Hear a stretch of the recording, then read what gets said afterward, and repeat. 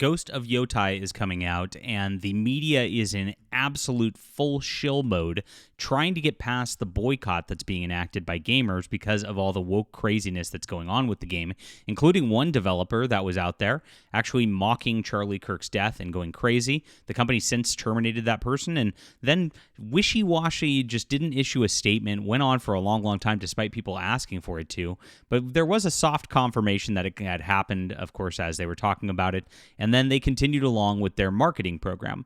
Now, if you are not aware, reviews are a huge part of a marketing program, and they give access to the media. That's why we call them the access media, to give good reviews and the like. We've been talking about this since 2014, that fateful day when there was this video game called Depression Quest. I'm not going to go into that lore, but if you know, leave a comment down below and say Five Guys for me.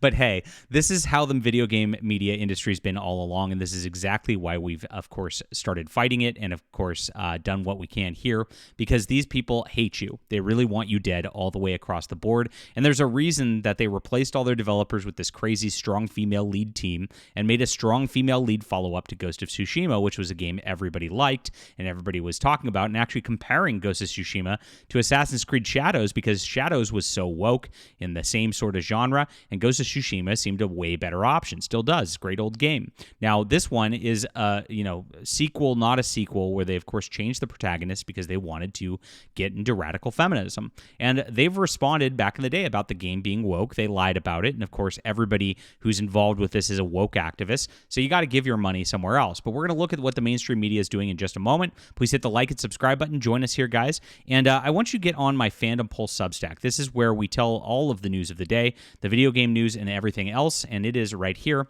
You can see we've been covering this news for a long, long time. We're the only website out there that is unfiltered, unabashed, and actually just hits these people as hard as we can every single time, because we don't want to give the SJWs a single inch. If you give them an inch, they take a mile. You can't relax. You can't just end this. You can't just be tired of it. I know how it goes, and a lot of websites attempted to and then fell into the same traps they always do. You know exactly who I'm talking about if you've watched this channel for a while. And they are censoring, of course, a lot of content because they want to appease the advertisers out there. We moved to Substack so we don't have to deal with advertisers, and we rely on gamers like you. So please sign up. It's in the description below. Fandompulse.com. So important, because you never know if I'm going to find you again. The algorithm just is weird on here. Just because you subscribe here doesn't mean you see the videos. This is the best way to do so. Please get on the Substack. It's urgent. This is the way for the future, guys. We got to kind of divest of YouTube a bit. Thanks for being here, my friends. So this was our article back in April that we were talking about this with this directors responding to accusations that the game is woke. And you see, this is even before all the boycotting. You already know what's happened with the last couple of weeks. So this is just kind of a back and forth about what's going on. Some accuse the game of being woke when Atsu was revealed as a main character. Why was a female protagonist right for the story? Look at how the variety it's not woke. It's just right for the story, right? We knew fans loved Tsushima. We wanted to carry those fans forward with an exciting new adventure. Look at this corporativeness. We're creatives. We like to make new things. We like to make exciting new pieces of art and move people in new ways. We want to make a sequel that's fresh but familiar. Nate and I are enamored with origin stories, and we can find one that feels a bit like an underdog in this landscape. Look at this non-answer right here. They didn't even answer this. They didn't say anything about this. Over time, she'll get the name the Onryo. Oh my gosh. I probably pronounced that terrible. You guys can mock me in the comments.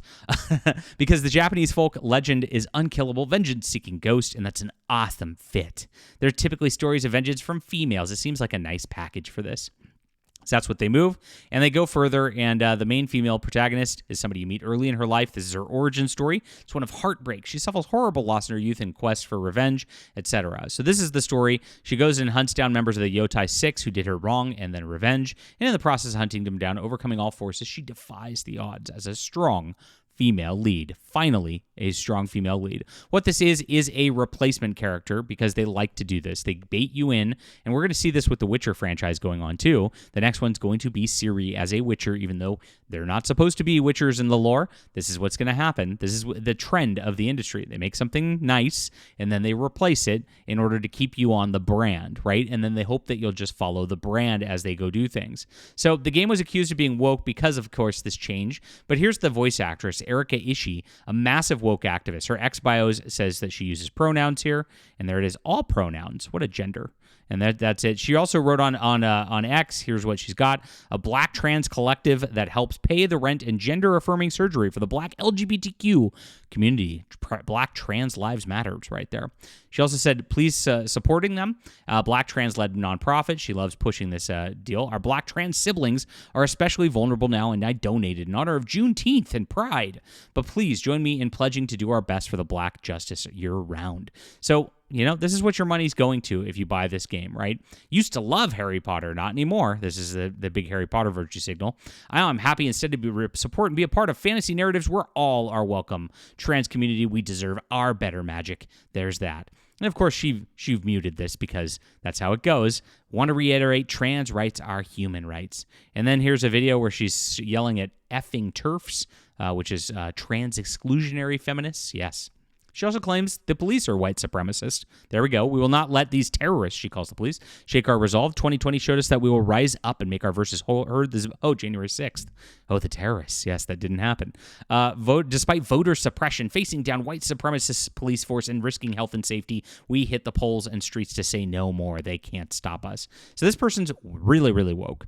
And then let's go even further. The developer also employs former Insomniac Games community manager, Sweet Baby Inc. defender Thomas Hart. He joined the company in April 2024.